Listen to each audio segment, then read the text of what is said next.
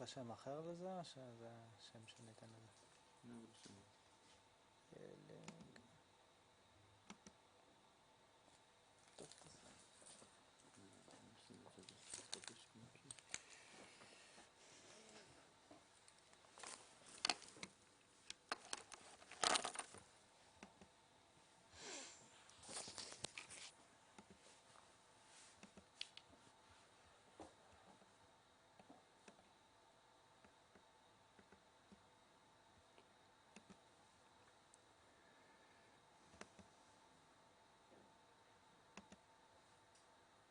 פה פול סקרין הדבר.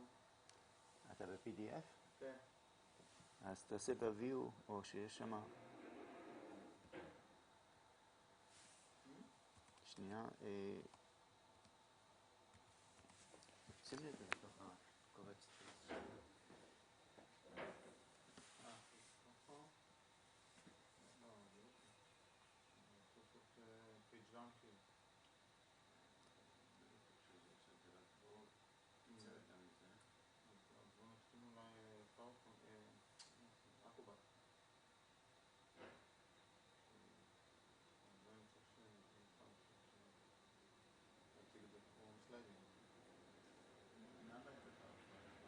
לא, זה פקט סליידים. כן, לא אכפת לי, אני יכול לחבר את המחשב שלי. מה? את המחשב שלי. אתה רואה, אין לו אופציה של...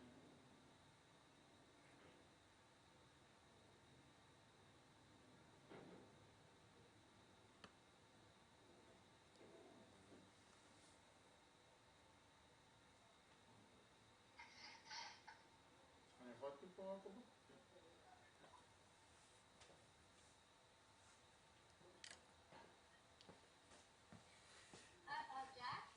Yes. Hi, Jack. We want to share it live this thing on our Facebook page. Is it possible that you share the live link with us also? I will send you in a moment a link to YouTube. You can try to embed it in your Facebook account. Fine. Where are you going to send it? I will send it to your mail. It will take a couple of minutes fine. more. Fine. Okay, thanks.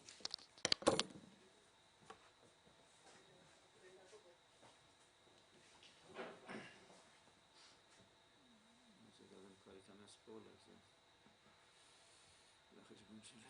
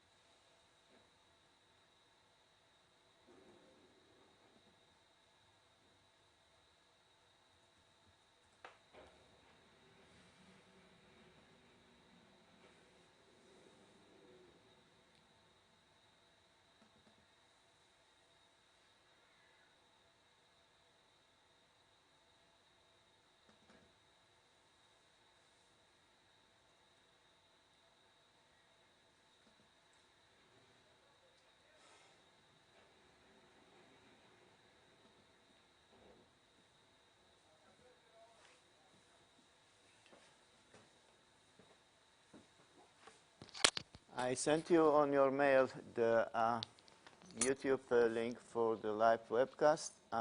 We will start it right at the beginning of the webinar, okay?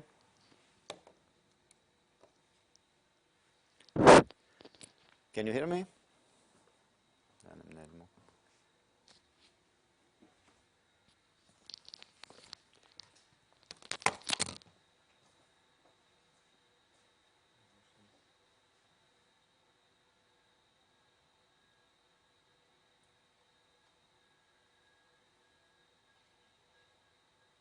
Hi, Jack. You were saying something? Yes, actually I did. I sent you the YouTube link and we will start the live webcast when the webinar starts, okay? Okay, I'll just check. Yeah, thank No. you. כבר משדרים? לא, אז תשאיר. We are already started the live webcast on my YouTube account. You can check it, okay? Okay, fine. Give me 1 minute. טוב, מה חסר לנו את הסלייד? אני לראות פה אחרי משהו כתוב פה. את הסלייד מהתמשים.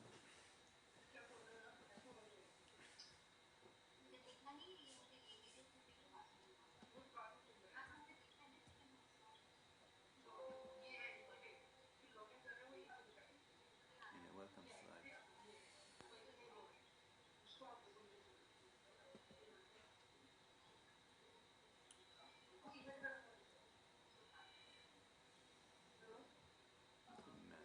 זה האוטלוק.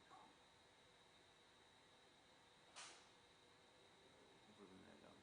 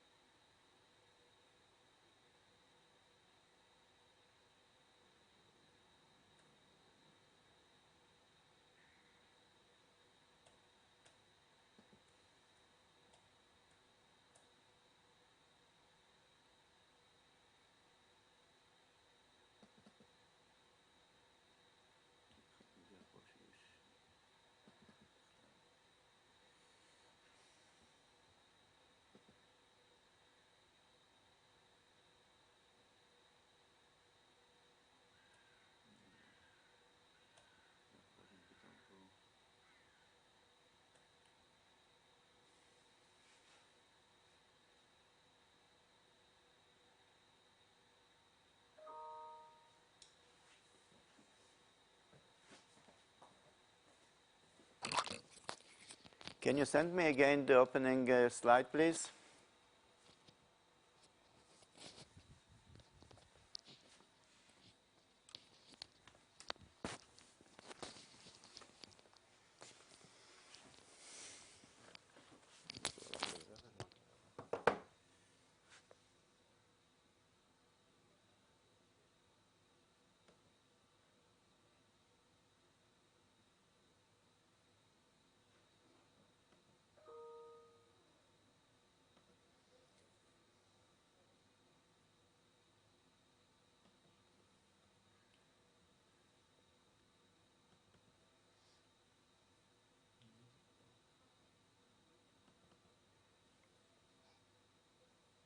Hi, Jack.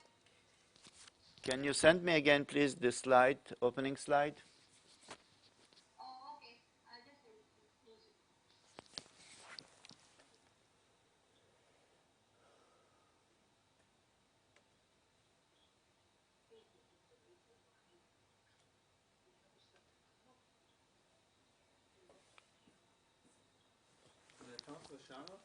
כן. סיימת פה? זה בסדר? כן, אני אסתכל מה-PDF.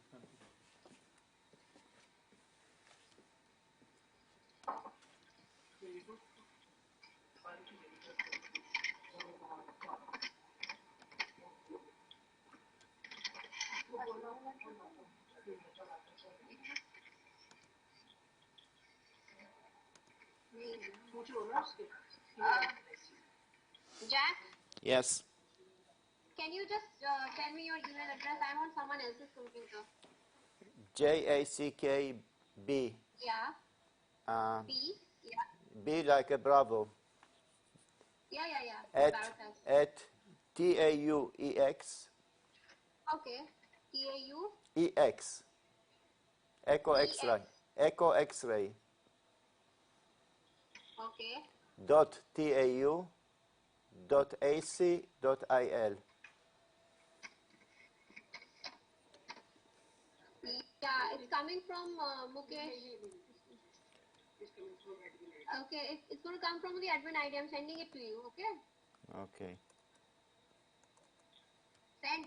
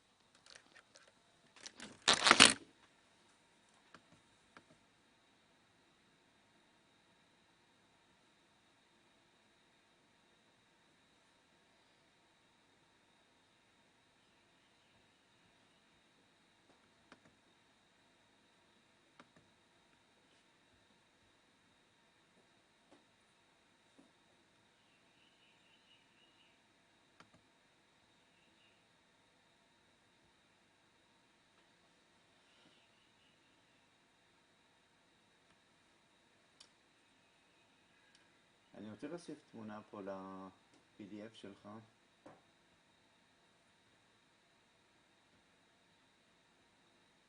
שואל אותי? כן. אוקיי. אני לא יודע איך עושים. אני לא יודע אם אפשר לעשות את זה. אפשר, לא יכול, תקריא אותו במקום אחר, ואז... זה PDF? לא, זה לא ב-PDF, זה PowerPoint. אז לא אכפת לי שזה יתחיל, אתה רוצה שזה יהיה בינתיים כאילו, עד כן, שנתחיל? אבל ההחלפה הזאת בתוכנה היא מסובכת קצת, בוא נראה איך אני עושה את זה. אני לא יכול להחליף לפאורפוינט באמצע?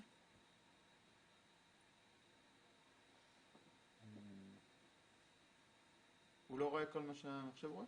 הייתי מעדיף שיראה חלון ספציפי, אבל בסדר, גם אפשר שיראה את מה שיש לך על הדסקטופ. טוב, אז תצטרך אתה להחליף את זה. בואו, אני אבדוק את זה עוד פעם.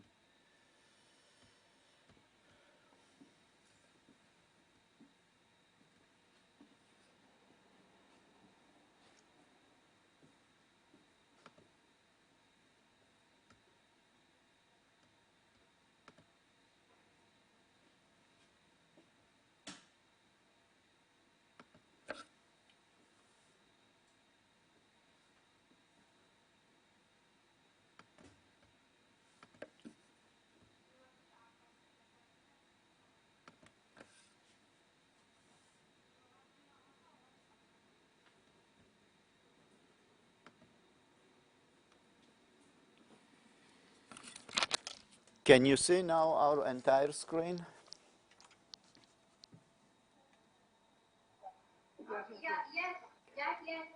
Okay. This is going to be the opening slide. Then he will switch his PowerPoint presentation, which is PPT, and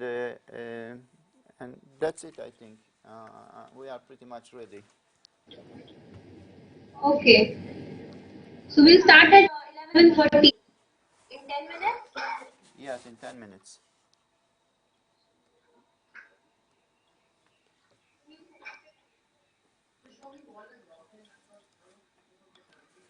אוקיי, אז בואו תסתכל שנייה. אני לא אקרין את זה על המסך, לדעתי זה מיותר. אתה מסתכל כאן, אבל רגע, אולי בכל זאת אני אעשה כן מסך, שאנחנו נראה שאנחנו מסונכנים ממה שיש לך על המסך. משהו לא נתקע.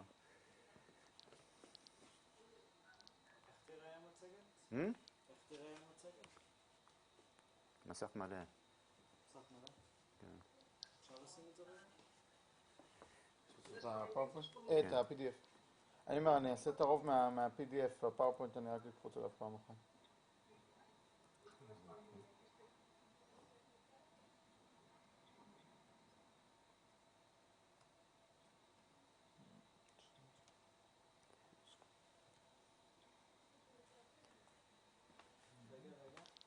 תכין אחד כזה קרופ.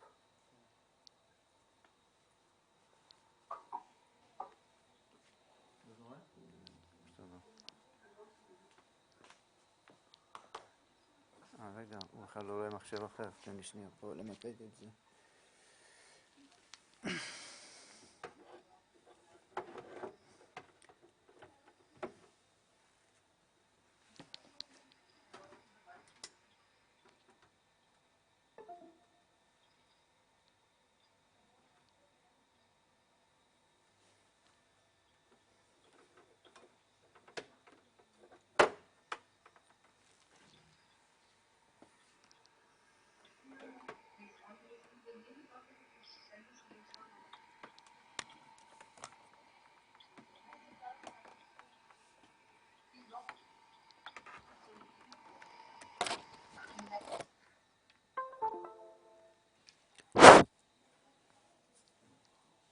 Can you hear us?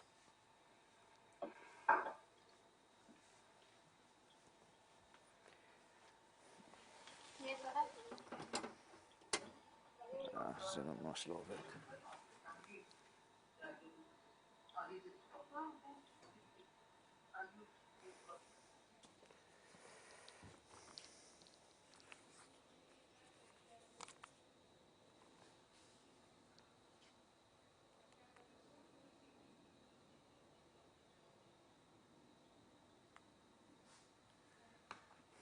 לא, זה לא עובד.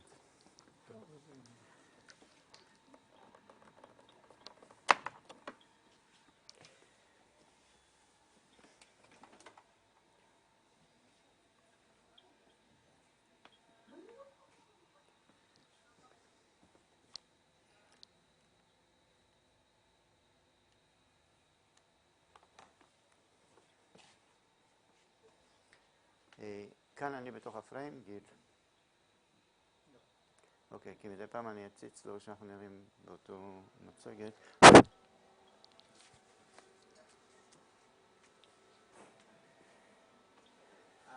זה... מה? לא שם. מה? תקן לפני. למה? המצלמה היא תהיה... לא, אבל יהיה פה מצגת בקטע הזה, לא? כן, אבל רואים אותה למטה. או שאתה רוצה לשים איזה באנר למטה? לא.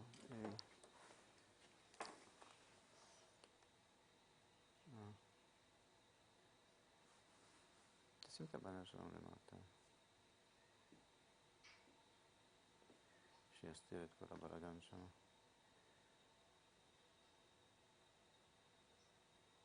זה ממילא רק לשידור, הם לא רואים את זה פה. תוריד טיפה את המצגת למטה.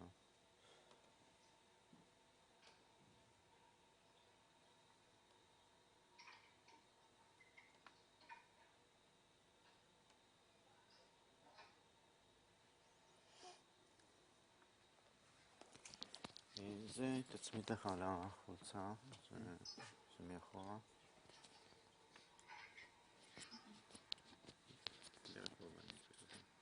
לא, יותר למטה, יותר למטה, יותר למטה. אני לא יכול. אני לא יכול לעבוד.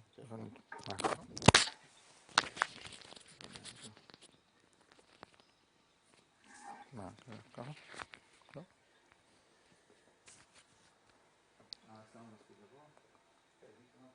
אחד, שתיים, אחד. שומע? שומע בסדר? אז יש פה הגברה עם זה או? לא, לא. זה רק מהמצלמה. תזכיר לקחת את זה.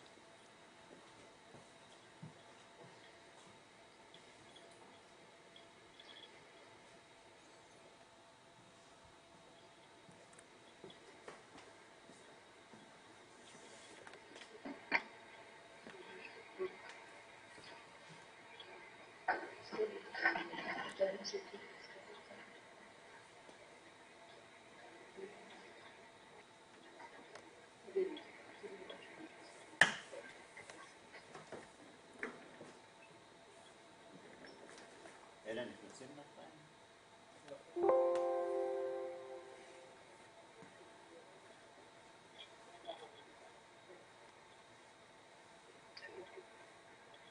מה קורה שלך? לא, אני רוצה לסגור את הדרייב. תן לי לסגור גם את האוטלוק שלי פה שלא יתפתר ברקע.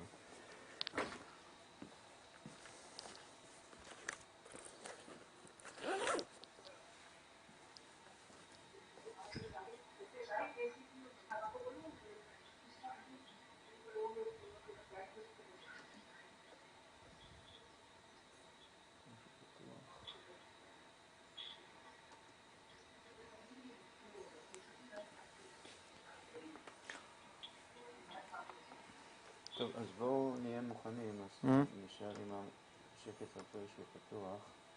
אוקיי, רק בואו נעשה את ההוא בפול סקרין. את ה-PDF. טאב. אני אעשה.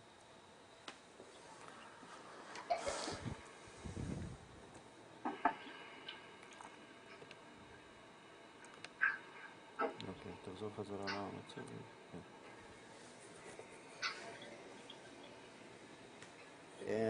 We are ready.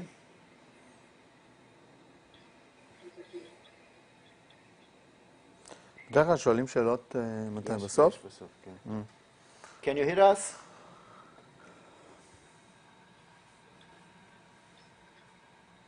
הלו?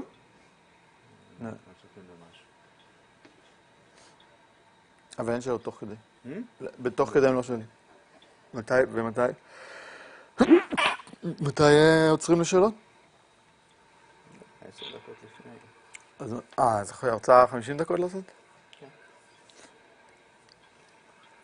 Hello, can you hear us?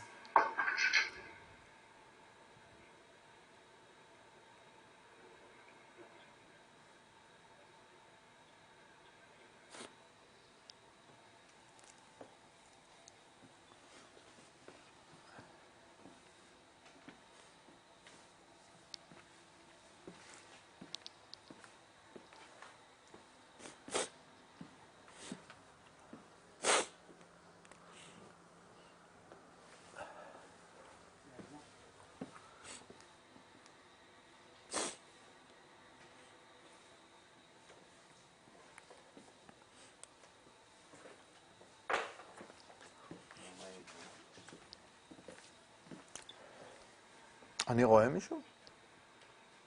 לא יודע, זה היה צריך להופיע פה, אבל זה לא מופיע פה. איפה? Can you hear us?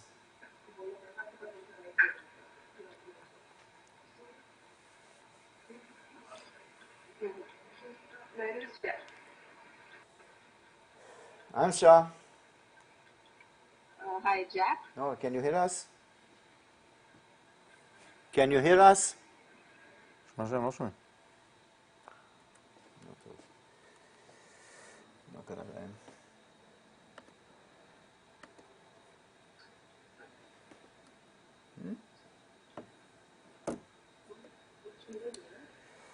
זה לא טוב. זה השתנה.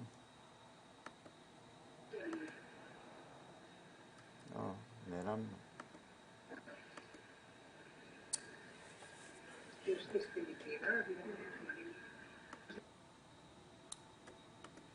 משהו התנתק שם, גיל.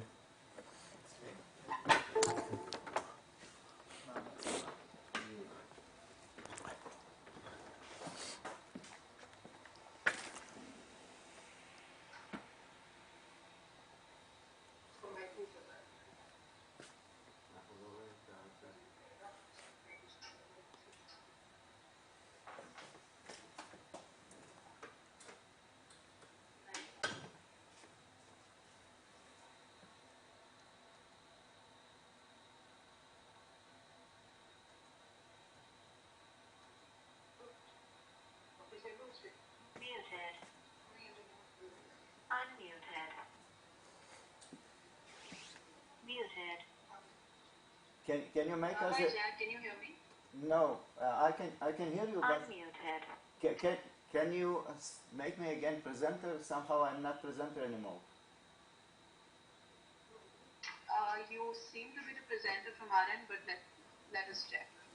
Give us a second, please. Else I will need to connect again. While we're checking, Jack, once you're ready from your end, please shift back the presenter rights to us, so I am able to announce the professor before email begins. Yeah, the thing is that I'm not presenter at the moment. Sure, I'm rechecking that.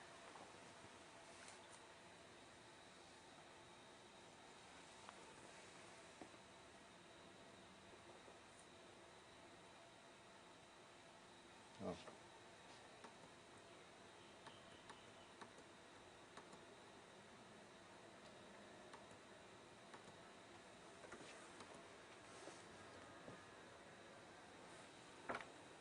Can you hear me?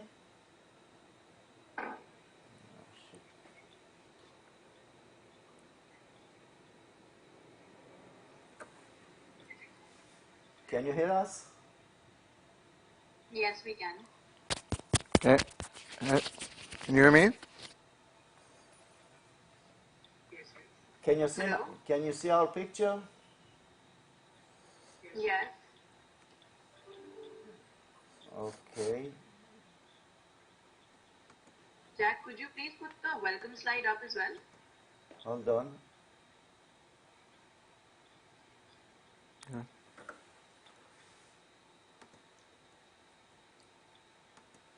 Can you see the welcome slide? Not yet, no. Now? Yes. Do you see the welcome slide? Yes? Yeah. Yes, we do. Okay, so we can start. All right.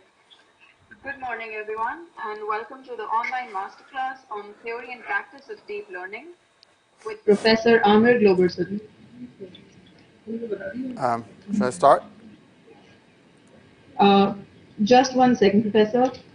If I could request all of the viewers, please continue to post their question and answers throughout the class and not wait till the end of the professor's presentation. The Q&A will be conducted in the latter half of this class. The Q&A portal can be found on the left side of your screens. Please begin, Professor. Thank you. Okay, thanks. Just let me know when I need to stop for questions, okay? Yes, sir. After half an hour. Sorry? Half an hour. Half an hour? Once you finish your presentation, sir, we will begin the Q&A, which should be around half an hour into the class. Please do begin. So the presentation is just 30 minutes then? Yes, sir. Okay, well, I'll stop whenever you tell me. It's fine. Okay. Good morning, everyone. I'm Amir Globerson. I'm a professor here at Tel Aviv University, and I work on machine learning, and in particular in understanding deep learning. So let's start. So today I'll give a brief intro to deep learning. I don't know exactly what your background is, so we'll just catch up on this. And then I'll talk briefly about theoretical questions in the context of deep learning, what it is that we'd like to understand. Then I'll hope to give you a brief outline of how people are thinking about these questions currently. I'll present in particular approaches to understanding this via regularization. So I'll give a brief intro to regularization and then say how that is related to deep learning in particular. So I'll gloss over a lot of technical details, and if you have questions, you can ask me later. Okay, so what's artificial intelligence, which is one of the main goals of modern technology, is to build machines that have human skills. And we have a proof of concept for this task, of course. We have our own brains that can do these things. And there's a very natural approach then to artificial intelligence, namely to build machines that are inspired by the neural networks in our brains. When these artificial networks would look something like this, they're quite far from actual biological brains, but are inspired by certain design principles in the brain. If you want to get technical, and I mean the dry truth about deep learning, about artificial neural networks, is that they are basically nonlinear functions, complex nonlinear functions with many parameters that are used to fit data. So this is sort of the dry technical explanation of what deep learning is. But it's been a tremendously important technology in I'd say the last 10 years or so in particular, and to acknowledge this, the Turing Award, which is sort of the Nobel Prize for computer science, was awarded to these three gentlemen, Benjo, Hinton, and LeCun, who were all involved in developing this technology. Okay, and we wouldn't be here if talking about this if this wasn't really very successful empirically. And there are many success stories of things that this technology has enabled. For example, face recognition. We have now, in a sense, machines that can recognize faces better than humans. Image understanding. So, if I look at my image library and look for costumes, it will come up with many images that have costumes in it. Namely, it understands what costumes are, which is quite impressive. You probably know that machines can now beat humans in very complex games, a key example being Go. where an algorithm developed by DeepMind now beats the world champion in Go. This is also based on these technologies. And self-driving cars, which are very developed and will probably be around very soon, are also quite heavily rely on these technologies. So these are really things that work. Okay, and there's also another sort of exciting application of deep learning is that it can be used to generate images and other things that look realistic. So these images on the right-hand side of faces are actually not people that exist in reality, but made-up faces that these models came up with. And on the left-hand side, you can see how you can make up made-up images and control their content. So you want a tree here, you want to change the sky, you want to edit it in various ways. So this is stuff that you can do. You can also ask these models to generate images with some particular context, content, like a bird with a yellow beak, etc., as in here.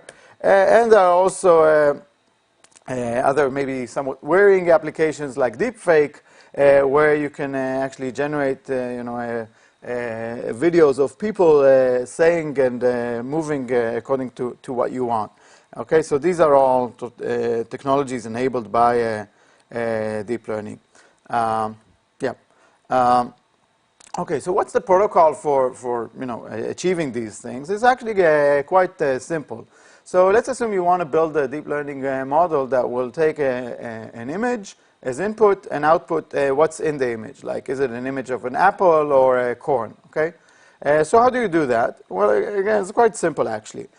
You collect a lot of data that has images, okay? And so you ask people to say what is in the image. So here's an image of an apple. You ask someone what's in the image, and they write it's an apple, okay?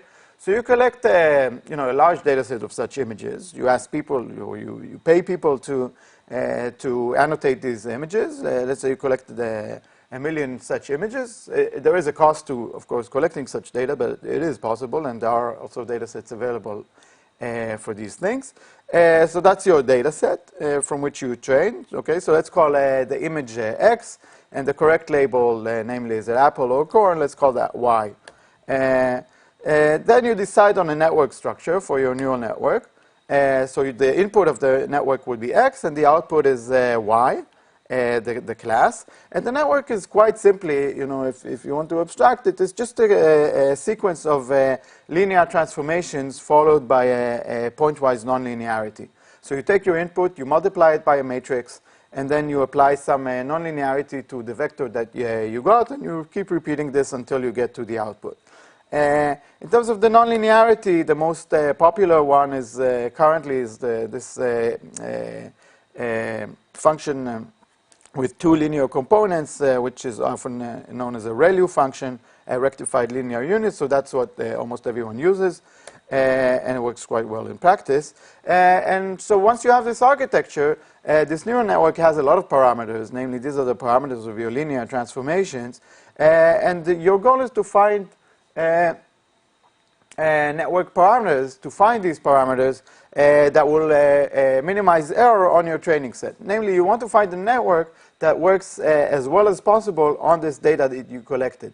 So for example, if you give it this network of yours, if you show it an image of an apple, you want it to say, that's an apple, okay?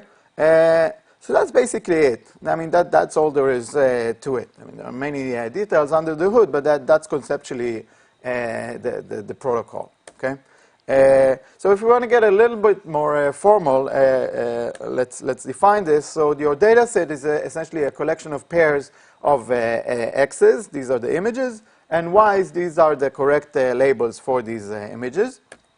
And your network is essentially a function from X to Y, right? You want a function from the input to the label. And this network, or this function, has parameters, which we will denote by theta here.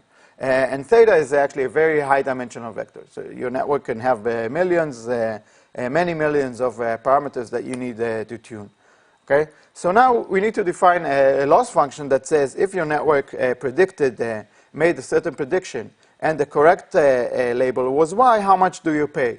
So a natural way to capture this is to say, well, for example, if your network predicted apple and the true label was corn, then you pay, let's say, 1 point loss. But there are many other variants of this. So you have some loss function that measures how well you did. And then, since you have a large data set, you want to measure the loss over your entire data set. So you would sum over all the points in your data set, and for each point ask, how well did I do on this point? And then just sum all the losses. So that's the idea. And now you have what we call an optimization problem. Namely, you have this function, L of theta, which measures how well your network with parameters theta did on your training data. And you want to find the network parameters that minimize this loss, right? Because this is the network that has the best performance on your training data. So this is what we call an optimization problem. And there are many different types of optimization problem, but it turns out that there's one specific optimization algorithm known as stochastic gradient descent, which is like the magic workhorse of deep learning. It's something that works very well, and I'll talk a bit about this later. And it turns out that it's very important that we use this algorithm, not other algorithms. So let me just tell you very quickly what that algorithm is. Stochastic gradient descent. So our goal, recall our goal is to minimize this loss function, L of theta, which is the sum over our loss functions for each of the training points. So if you have 1,000 images, then this function would be the sum of the losses for your 1,000 images. So how well did your network do on the first image, plus how well did it do on the second image, etc. Okay, so this is, we'd like to find parameters that minimize this function. And here's a very simple idea, and this is essentially what stochastic gradient descent, or SGD, does. It says do the following. Take your data set of, say, 1,000 points. Now, at each point in the algorithm, choose a particular image from this data set. Let's say the image number 720, okay? Just take that image and update your model to do well on this image, okay? So the idea is you pick some image. So let's say J is this index that you picked. Let's say it's 827. You take this image. You look at the loss for that image. You calculate the gradient of that loss with respect to your parameters. Namely, this is the direction in which you need to change your parameters in order to improve your performance on that particular image. And you take a step in that direction, a small step. So eta here is the step size, and this is the magnitude of the step that you will take. Okay, so this is very simple, and this is essentially what most deep learning optimizers do in practice. There's a little detail here that usually instead of just choosing a single point, you would choose a larger batch of points, let's say 100 points, instead of just one, and do this process for this 100 data points. But this is essentially the algorithm. So again, very simple. And there are many theoretical guarantees for what this algorithm does. And we know that if the loss that you minimize is nice, in a sense, then this will actually find the optimum for that loss. Okay. So again, let's come back to what we do in practice. In most deep learning applications, you collect large data sets. And when I say large, it can be in the millions or even billions of data points. You decide on your model, and your model is this large network that has many parameters. And again, most modern models would have many parameters, millions, again, even billions of parameters. And you optimize this network to work well on your training data. Okay. And the common cases in practice, what happens is that you find that it's fairly easy to find network parameters that make your network work well on your training data, namely achieve quite low error on your training data. And okay, so that's nice, but that's not really what you want. What you want is for your network to work well on new data, right? So if you show it an image of an apple that it's never seen before during training, you want it to say this is an apple, right? And this is, that's a completely different problem, and it's not clear that your network will be able to generalize to new apples and new images of corn, but in practice it does. I mean, otherwise this would be useless, right? So we want to give this model to a farmer to show its crops, and then for the model to recognize its crops and not the crops that we trained on. And it turns out that this works actually very well. So you put these networks out in the wild, and they do a good job. Okay, so that's all very, very nice. Okay, so this is the practice of deep learning. But we'd really, I mean, if we don't like things that somehow happen to work, but we don't understand why. Okay, so we would really like to understand why these things work. And the weird thing is that actually, in theory, we understand very little why these things work. It's even worse because, in a sense, we understand that these things should not work. So, in theory, deep learning should not work. And let me explain why and how to, resolve this apparent contradiction.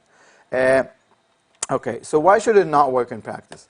So the learning problem, as I said, the learning problem in deep learning, or the training problem, is to find the set of parameters that works well for your training data. And this is an optimization problem, right? Let's say you have 1 million parameters, so you need to search in a 1,000,000-dimensional space for the set of optimal parameters. And it turns out that the functions that we are trying to optimize, right, here I plot a function that's just over a 2-dimensional space, and it looks nasty, and actually the functions that we try to optimize in deep learning, they are nasty in the same sense that this function is nasty. Namely, in the general case, we can come up with functions like this that are, from a computer science perspective, are impossible to optimize efficiently. So this optimization, this training problem that we are trying to solve, there are instances of these training problems that we don't think are solvable by any computer currently, and we don't think they will be solvable by any computer in the future. So this is what we refer to as NP-hard problems in computer science. Okay, so there are learning problems that are very hard. The obvious resolution to this apparent conflict is that the problems that we are trying to solve in deep learning, for some reason, they are not as bad as this function that I have here, but they are nicer in some sense. Okay, so the real problems that we are trying to solve are apparently not as hard as the hardest problems that one could encounter in the worst case. Okay, but this is something we should think about and understand. Obviously, what is special about these real problems that makes them easier than the hardest possible problems. The other intriguing property, and I'll talk more about this today, is the problem of overfitting. So, intuitively, if you see these 5 points here, 5 blue points here on this plot, so if I ask you to just plot a function or a line that passes through these points, there are many, many possible lines that you could pass through it, right? If I don't tell you, okay, this line should be straight or anything, there are many, many possible lines you could pass through it, okay? And since there are many possible lines, it's obvious that, if I ask you about the value of a point that's not these 5 points, it will be very hard for you to predict it, right? Because if you can just pass any function, how can you say anything informative about a new point? Okay, so this is what we call the problem of overfitting.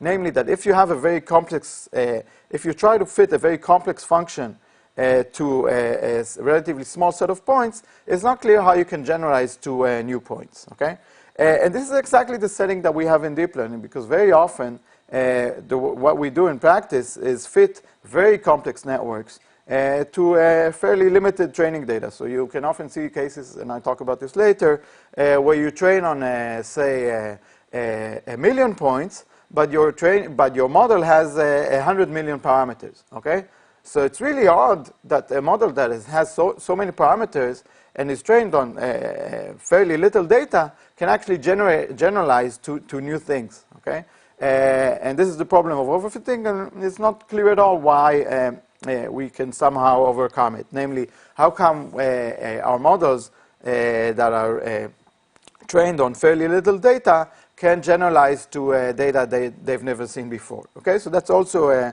a riddle that we need to understand. Okay, so these are, when I talk about theory of deep learning, these are the two key questions that I want to understand, okay? And there's been a lot of recent work on this because people really want to understand these things. You know, as these technologies get more and more immersed in our lives, it's really important that we understand why they happen. You know, so we can understand when we expect them to break down. You know, if this is the thing driving your car, you really want to understand whether it can be expected to work under new conditions, right? So it's really crucially important that we have a good theory for what's happening, so we can understand these models, which will also help us, of course, build better models. So there's been a lot of excitement around this, a lot of activity, and my group here, as well as other researchers at Tel Aviv University and elsewhere, are working on this.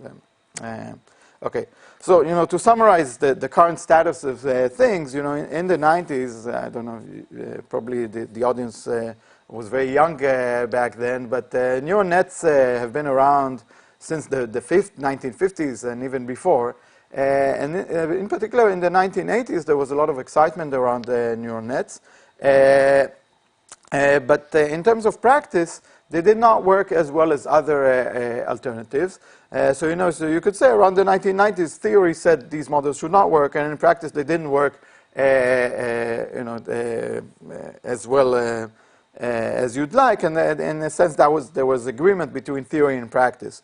Nowadays, these models actually work fantastically well, and the theory sort of still says they shouldn't work. Okay, so again, this is the sort of thing that has stimulated this interest in understanding these models from a theoretical perspective. So what has changed? The theory obviously hasn't changed. In modern deep learning, what a common characteristic is we have much more data and larger networks. So, you know, these questions of overfitting are much more pronounced. The architectures that we use are somewhat different. This ReLU function that I mentioned before was something that they didn't have in the 80s and is apparently very important. And the training algorithms that we use are actually not that different from what we had in the past. Okay, so this is just for a historical perspective.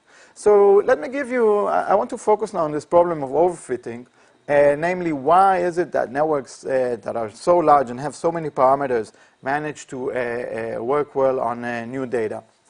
And I want to describe an experiment that was performed in a paper called Rethinking Generalization. It's a paper that made a lot of impact in our field.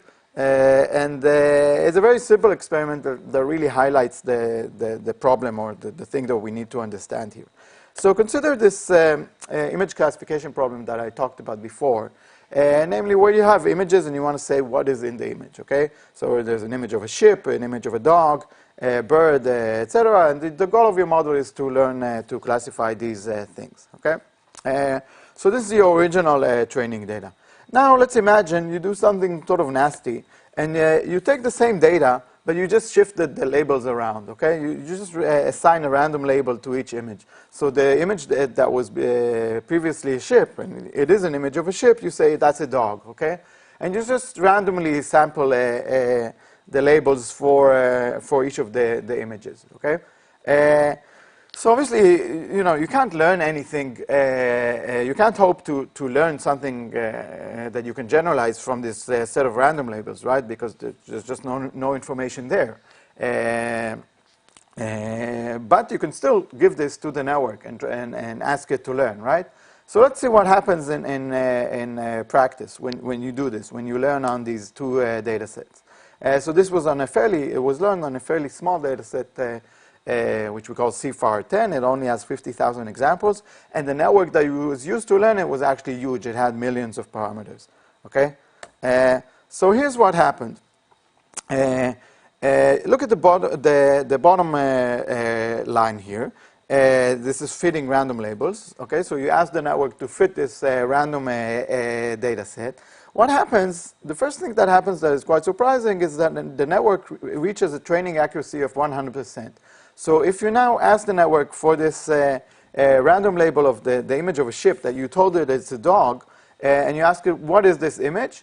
It will tell you it's a dog. Okay, so it managed to learn these random labels that you gave it. Okay, so it has no problem actually fitting this training data.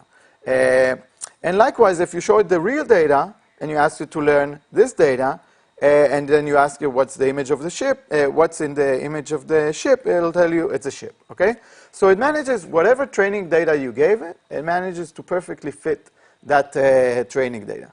Okay, so that says that optimization here was not a problem, which is already somewhat of a surprise.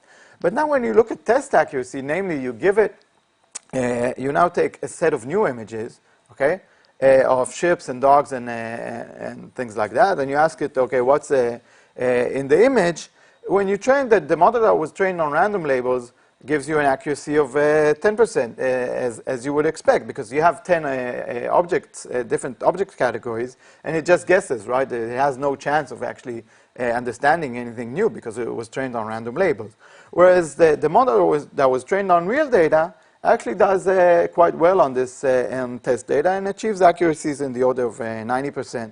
And actually, more modern architectures can get to 97% on this data. Okay, so this says something very interesting. It says that this network is complex enough to learn anything. Okay, but somehow on the real data, on data of images, it manages to generalize, whereas on random data it doesn't generalize at all. Okay, so that's sort of odd. So this phenomenon of overfitting happens for the random labels, but it doesn't happen for real images at all. Okay, so this is something, for the theoretical work on the deep learning to understand. How come this huge network manages to not overfit on when you give it real images? Okay, so this is something that we'd like to understand. All right, so I'm going to very briefly go over some of the theoretical concepts that help us understand why these things happen, and I think we have a fairly reasonable understanding of at least what the answer should look like. So to give you the flavor of the answer, I want to focus on the problem of regression, which will be easy to present and understand. So what's the regression problem? It's to learn a mapping from an input X to a continuous output Y. So for example, let's say you have a paper, you read the paper and you want to predict how many citations will it receive in 5 years. Okay, so that's a regression problem, right? So Y is just a number. So formally you have a pair of X and Y, and you assume that there's some connection between them. So Y is some F star of X, but you don't know F star. Okay, so you would like to discover it. So how do you do it? So it's like I said before, you want to learn this mapping from X to Y, so you're going to construct some network whose input is X and its output is Y, and you will learn the parameters of this network. Okay. So how do you do this in practice? So you would like to find the network, so H, that is closest to the F star, the true function F star.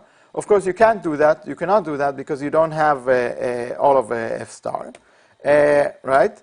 But what you do usually have in practice is pairs of data points from this function, so xi, yi. For example, you have here 5 points. Okay, and you would like to reconstruct F star from these 5 points. Okay, so this is similar to what I had mentioned before. So what you do in practice is you just look for the function h that minimizes the error. Let's say in this case we measure a squared error between the prediction of the network and the real values of y. Okay, and we refer to this as the empirical risk minimization principle. Okay, so this is what you would like to do. This makes sense, right? So how well does this do? You only have, say, 5 points, but you want to learn the entire function. So how well will this do? So let's think about this for a second. So if your function class H, so let's say your class of neural nets is very expressive, let's say it has millions of parameters, then it can pass many functions through these 5 points, okay? Right, because it's very expressive. But that's actually a problem, because if it can fit these functions in so many ways, if you ask it for the value of this x value where the arrow is, the red function will give you one value, and the blue function will give you a completely different value. Okay, so in that sense, it seems hopeless that we should be able to generalize at all with this, right? So if we do regression and we have a very complex function class, why should we be able to generalize at all? Okay, so I'll skip this, but the answer is we should not expect to generalize well at all if we have a complex function class. Okay, but there's another idea. And this is much closer to what neural nets do. And it's as follows. You say, okay, among all the functions that pass through these 5 points, why don't I look for the nicest function, okay? And the nicest can be, let's say, the smoothest function, okay? So, this is the function here in black. So, intuitively, it makes sense to return that function, because there's something nice about it, and we expect it to maybe generalize better, okay? So this is the idea of regularization. It's really a key concept in learning theory and learning generally. Okay. Okay. So to make this a bit formal, let's say we have a function r of h that measures how nice a function is. Okay. So if this function is nice, then r of h will be low. Okay. So for example, a smooth function will have r of h maybe 0.001, and these highly non-smooth functions will have r of h 100. Okay. So now we can define a new training goal, which is to find the function that is nicest, namely has the lowest r of h, while also fitting the data. Okay? So among all the functions that fit the data, let's find the nicest one. Okay? So this is an approach to learning that's a bit different from what we had before. And it says, okay, if you have many functions that fit the data, just find the nicest one. Okay? Where nicest means low r of h. Okay, so you prefer a simple function that also has the correct output. Okay, so again, this is the setup for regularized learning. So let's denote the solution by age of r of this problem. So very importantly, we have a lot of theoretical results that tell us that this is a very good idea. Namely, they tell us if you do this thing of finding the simplest or nicest function, your error, your true error, will be proportional to how nice your function is. Okay, so we have results that say if you manage to find a function with low r of h, then your true error will be proportional to this r of h. Okay, and this essentially tells you that you can learn very complex function classes, but if you happen to find a nice function in this concept class, you will also generalize well. Okay. So this is a very key concept in learning theory. How am I on time? I guess I don't have much time left. Okay. So I'll continue until someone stops me. All right. So just to show... Yes? Yes, Professor. You can keep going. I will interrupt you when we'll have to start the question and answers. Okay. So I think we have about 5 to 6 more minutes. Okay, sounds good. All right. Just to show you that this is actually a very real thing, it's not just theory. So I ran this example where I gave a neural network 5 points. So these are the points in orange, okay? I gave it the x and y coordinates for these points, and I asked it, please give me the function that fits these training points. Now, you should know that this neural net, it was actually huge. It had 1,000 hidden units, okay? So it had more than 1,000 parameters that I asked it to fit just these 5 points. So this network can fit wild functions that pass through these points. But the function that I actually returned is this nice smooth function, which is I think is amazing, right? Because somehow this network, although I didn't tell it anything about that I would like a smooth function or anything like that, it managed to find this function and not all the wild functions that could pass through these 5 points. Okay, so this is really the essence. If you want to understand why deep learning works, it's this example. Namely, that there's something in the way that we train these networks that make them find these simple functions and not the other wild functions that they could in principle find. Okay, So I think this really nicely illustrates the point. So this is training a huge network with many parameters on just 5 points, and this is the function that this finds. Okay? So despite being very expressive, this network finds a very simple function, where it could have fit much more complex functions. So why did it find this one? Okay? So this is the question, and let me tell you the answer. I mean, I have more formal slides on this, but I want to give you the simple answer. So the answer is that the reason why it found this simple smooth function is because of the training algorithm that it uses. So remember before I told you that stochastic gradient descent is the algorithm that we use for finding the best network. And it turns out that stochastic gradient descent has this theoretical property that it will find these nice functions and not other functions. So if you were to use a different learning algorithm, like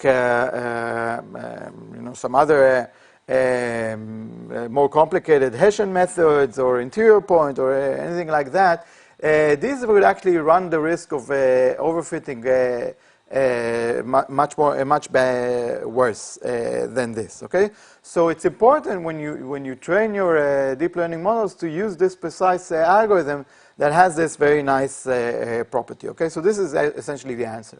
So if you want to, to summarize the state of understanding deep learning theory nowadays, the explanation is that we can learn very large networks on relatively few data points and generalize because our learning algorithm, namely SGD or stochastic gradient descent, will find the nicest or in a sense smoothest function that passes through these points. And because it's a nice function, smooth function, we have theoretical guarantees that it will generalize well. Okay, so this is the essence. So I do have more slides that theoretically explain this, but in the interest of time, I will not do this in detail. Let me just say that the idea of regularization is quite old in statistical theory, in learning theory, and it's just we are now just beginning to understand how important it is in the context of deep learning. So this is Tikhonov, who was a Russian mathematician who was one of the founders of this field. You might know ridge regression in statistics. That's also a use of regularization.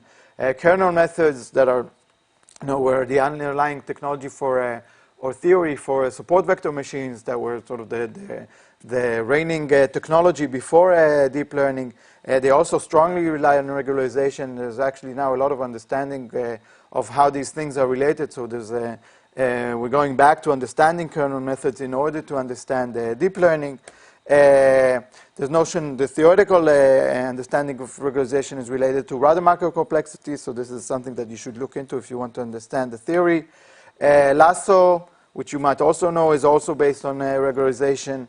And these names here, Alan Zhu, Cerebro, Sudri, Jason Lee, Sanjeev Arora, are all people working on these theoretical aspects of deep learning and generalization. So I do have more formal explanations for why this work and derivation that essentially shows. Okay, so for example, this slide, the conclusion was that we can prove is that stochastic gradient descent finds the minimum norm regressor, namely it finds the nicest or smoothest regressor among all the possible functions that can fit the data. Okay, so these are things that can be proven. And they highlight the importance of using this algorithm for training. Okay, and there are also, as I said, these things are very closely related to the notion of kernels. So I won't go into that. Yes. So okay. So are we done with these explanations? Does that tell us everything? Well, not quite. Let me tell you, what does the theory tell us? It tells us that for very large networks, if you train with SGD, it will converge to a nice solution for a given notion of niceness, okay? But there are many caveats with this theory. It still does not explain everything. For example, the networks that we train on are not that huge, not in the sense that the theory wants them to be. There are some very simple functions where this theory doesn't explain why we can learn in practice. And there are many other things. So, the story is not done. We have a good intuition for what's going on, but it's really far from really understanding the full picture. Okay, so, yeah. As I said before, I mean, I just talked about overfitting here. There are still many questions about optimization, namely, how is it that we manage to solve these very complex optimization problems? This is actually not as well understood as the questions of overfitting because of these functions being potentially very ugly, like the one that I have here. There are some understood cases, like simple networks that have linear activations, matrix factorization, and huge networks where optimization is maybe better understood. There's also results for my group. You can look up papers by Alon Brutskus, who's a grad student working with me. But there's still a lot to do, so I invite you to look into this. So to conclude, there's much theory on understanding deep learning recently, but there's even more to discover. We need theory that explains realistic architectures, realistic data distributions, so what makes images, why do our models work for images, and explain why optimization algorithms that we use in practice work. Okay, so I find this to be a very exciting mix of theory and practice, and I invite you all to look into this. So thank you.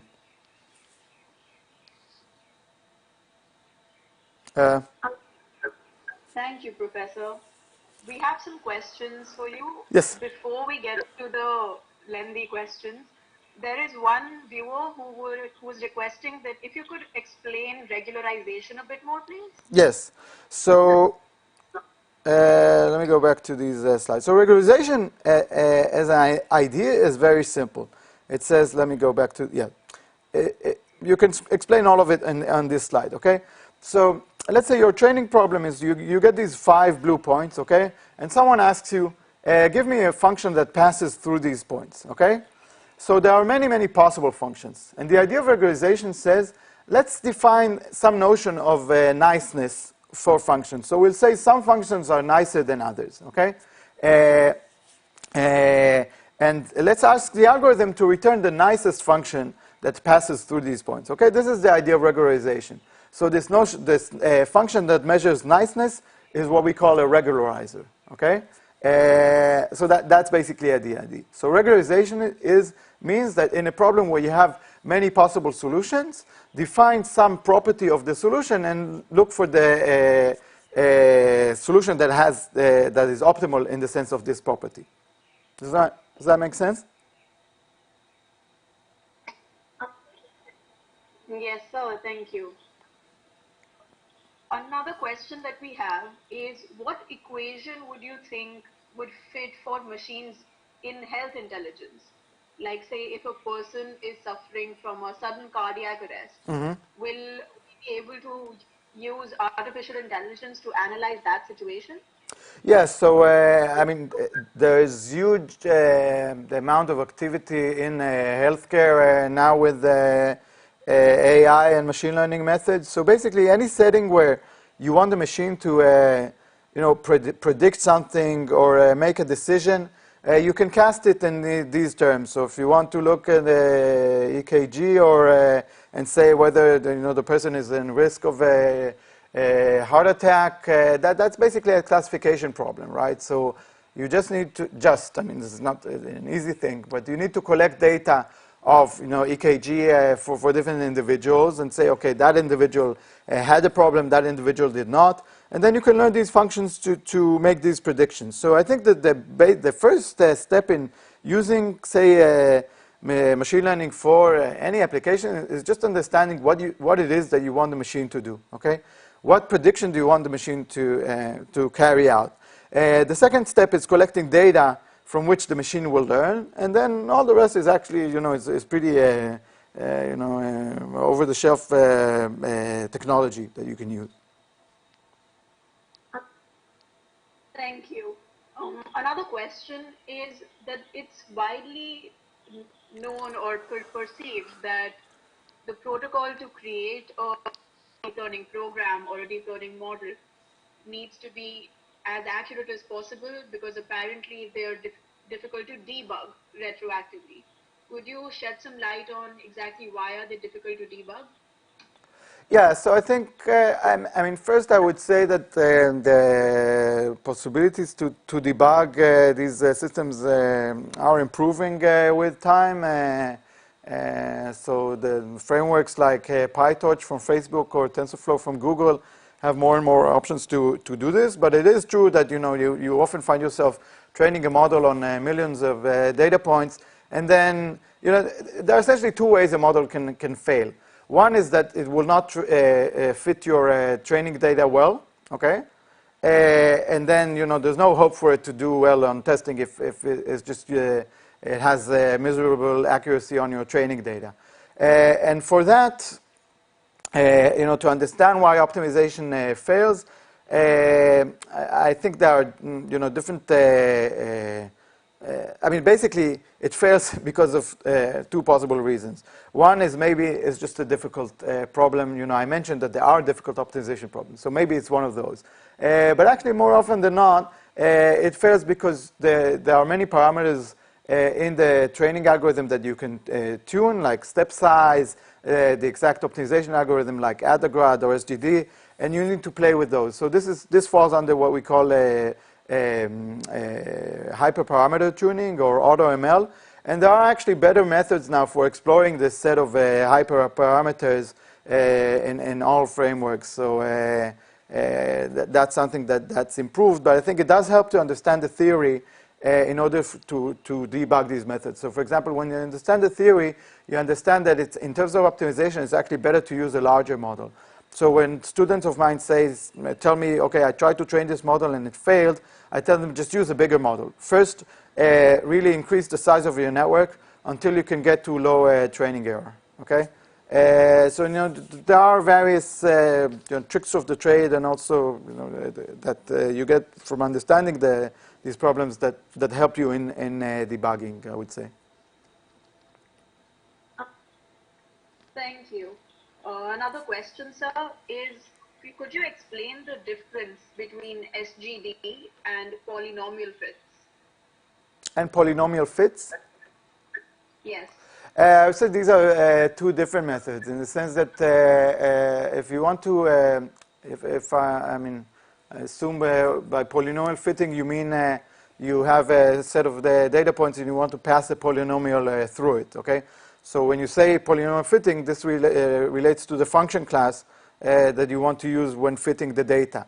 SGD is an optimization problem. So SGD can be used, say, for polynomial fitting if you want to find the best polynomial. Okay, so these are two different things. Thank you. One question here is, do you think the methods of deep learning could be used to predict sensor failure? Yes, certainly. I mean, this is, again, as I said before, almost the only thing that you need in order to apply these methods is just to understand what the problem is. Okay, so sensor failure is a problem where you have past readings of a sensor, okay, and maybe other features like temperature and stuff like that, and you want to predict basically a binary variable saying will this sensor fail or not in, say, a week, right? So this is a classification problem, and what you need to do is collect data, past data from your sensors, and in this data you will have cases where sensors failed and cases where they did not. Okay, so your machine can now learn to find the features of the sensors of past readings that predict that this sensor will fail. Okay, so for example, it might learn that if the sensor has irregular values at some point, then that's a good predictor for future failure. So certainly this is something you can do, and I think it's been done all over the place. Thank you, sir. There is a question about adding exceptions to a deep learning function. Mm-hmm. The question is, how does an exception get introduced to the function? If the function has a relationship between x and y, but that relationship has exceptions, how does one introduce them? Okay, that's a very good question. So I assume what you mean is, like, let's say you have a function that learns to classify images, let's say corn and apple, but now there's a very funny apple that it's never seen before, and you would like to say, okay, you should know that this is an apple. So there are various ways you can do this. One is to combine different learning algorithms, like say nearest neighbor and deep learning, and to have a meta algorithm that looks at a particular instance and decides whether this is an exception that you should classify with with one algorithm and not with the other. Okay, so there are. This would go under boosting or ensemble methods, which is actually something quite popular. So if you look at Kaggle or competitions in machine learning, you quite often find that the best performing systems are actually a combination of multiple existing systems. So that would, in a sense, also be a way of handling exceptions. Obviously, another approach is just to add, if you have this strange apple, that's a new apple, just add it to your training data, and most likely the network will be able to learn that this is a new class of apples that it hasn't seen before, and generalize to that as well. So that's another possibility. Thank you, sir. A question that we have received is about, can we use more than one model for training?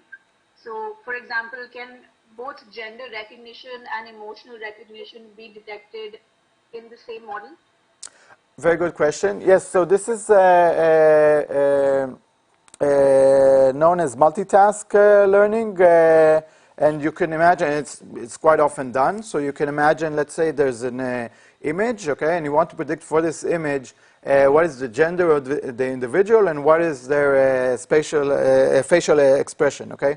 So the network for this task would usually look like there's a network that takes the image as input, does a lot of processing to it, okay, and that part of the network is joint, is common to both the gender and the emotion predictors, and then at the end there will be a split where one part goes to the gender and one part goes to the expression. We call these prediction heads in learning. You might see that terminology, but certainly that's a common architecture. All right, sir. Someone has asked if deep learning can be applied to coding, and if yes, then how? Yeah, so I think there's quite a lot of activity around deep learning for software design, let's say, and programming languages. It's just my field, so but I've seen things like automatic generation of code. So you have something that you want to achieve, and you train a model to write code that does that. There's also the reverse, where you have code and you want the network to explain what the code does. There's stuff like the code design. There's verification that's being done with the machine learning. So again, it goes back to whatever task that you can define. Let's say you give code and you want to say, will this code work or not in this particular case? Okay, so it's a classification problem. Okay, or find me a line in this code that is dangerous. Okay, so these are all tasks that are well defined, and you can therefore train models to do those. But the short answer is yes. There's a lot of work on AI and machine learning for coding. Thank you, sir. We have one question which is not directly related to machine learning or deep learning. Mm-hmm. A viewer has asked about your views on quantum computing, and if you think the role of binary coding in computers has reached its satiation. Okay, so since it's not my field, I feel that I can't really give an informed answer. Like all of you, I know there's a big excitement around quantum computing with Google reaching quantum supremacy reportedly. So obviously a lot of excitement there, but I'm not sufficiently an expert to give informed comment on this. Thank you for trying those, sir. We have a couple of questions about the future of deep learning, machine learning, and AI. The first one is, do you think machine learning can evolve to eventually find cures for cancer or other incurable diseases? So again, I should be,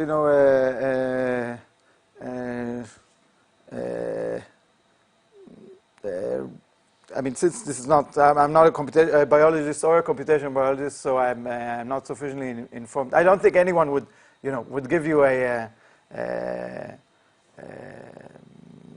completely positive answer to that, because it's hard to predict. I think these technologies carry a lot of promise in terms of the things that they can help us do for science. So, for example, there is a lot of work on using machine learning for drug design, because you can train models to find molecules that have certain desired properties.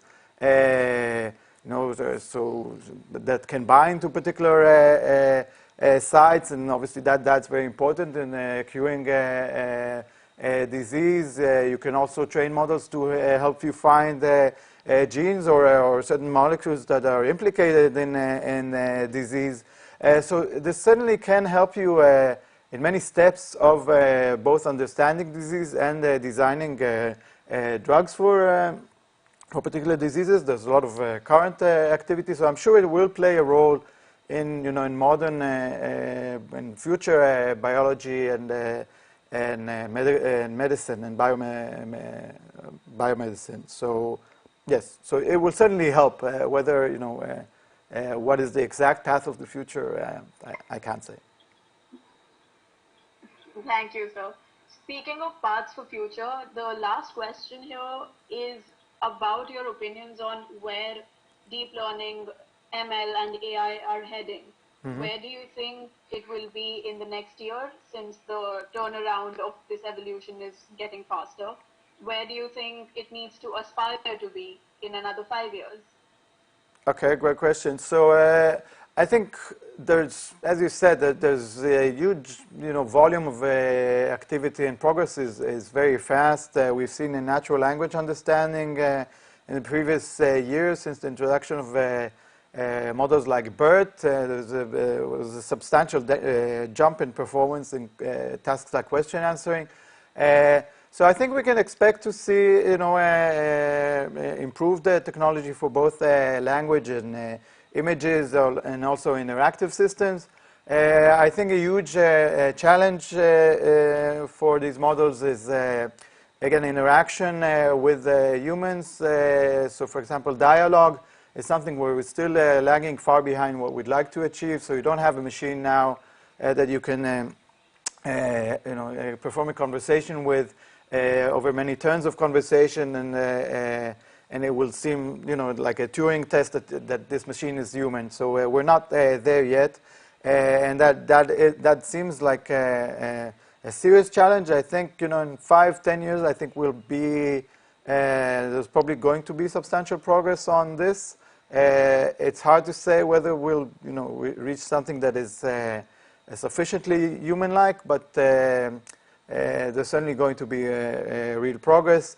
Robotics is somewhere where I think there's a lot of room to develop better technology. We still don't have like humanoid robots that can do things even like washing dishes and folding laundry. There's some prototypes, but it's far, and I think it's fair to expect that there will be substantial improvement there as well.